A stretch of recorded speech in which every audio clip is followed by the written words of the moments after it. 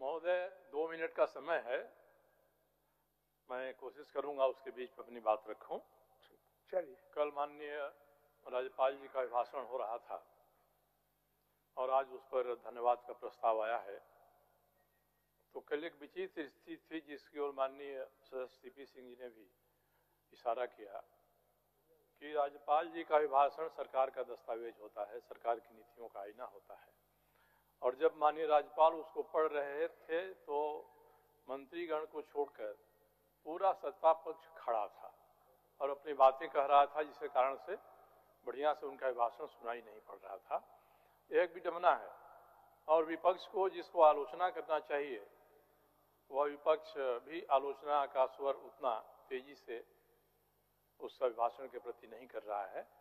तो ये समझ में नहीं आता है कि जो सदन है इसमें सत्ता पक्ष विपक्ष की भूमिका कैसी है।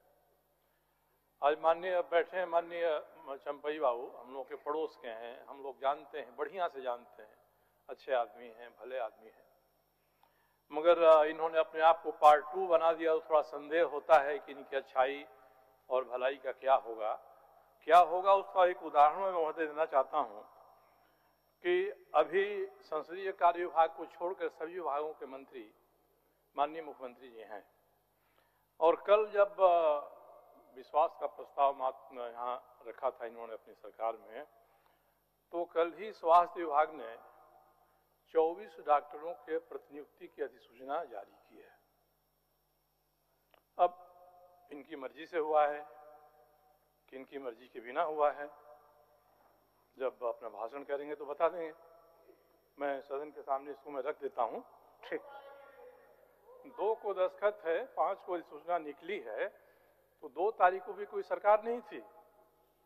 तो ये कैसे निकला है, कौन दोषी हैं, बैकडेट में फाइल पर दस्तखत किया गया है, क्या किया गया है, ये सूचना लेकर माननीय मुख्यमंत्री जी बता देंगे।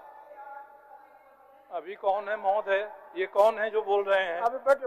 ये कौन है जो बोल रहे हैं? अच्छा, आप अपना बात रखिए। चल तो सरजू बाबू, तो लगता है कि पहले का एडवांस होगा, तो एडवांस के लिए इन्होंने प्रयास कर दिया। अब बैठे बता दूंगा, हो गया। चलिए माननीय सर, मैंने टाटा स्टील को कहा है कि माननीय सदस्य वन्ना गुप्ता जी को आधा 1% का शेयर दे दीजिए अपने यहाँ। रोज जो इतनी सुविधाएं दे रहे हैं उससे बढ़िया है कि एक बार दे दीजिए, हमेशा के लिए जिंदगी भर चलेगा। मगर ये कौन है बोल रहे हैं, ये होते कौन है? चलिए सरजू बाबू, ये कौन है बोलने वाले? बन्ना जी क्या है आज की डेट में, ये क्या है? मैं तो माननीय मुख्यमंत्री से पूछ रहा हूँ कि जो आपकी सरकार है, पार्ट 2 की सरकार है, उसमें पार्ट 1 जैसा ही कुछ काम अभी अगर चलेगा तो फिर तो बड़ी मुश्किल होगा। कई लोगों ने जो कहा है मैं उसकी ओर इशारा नहीं करना चाहता हूँ।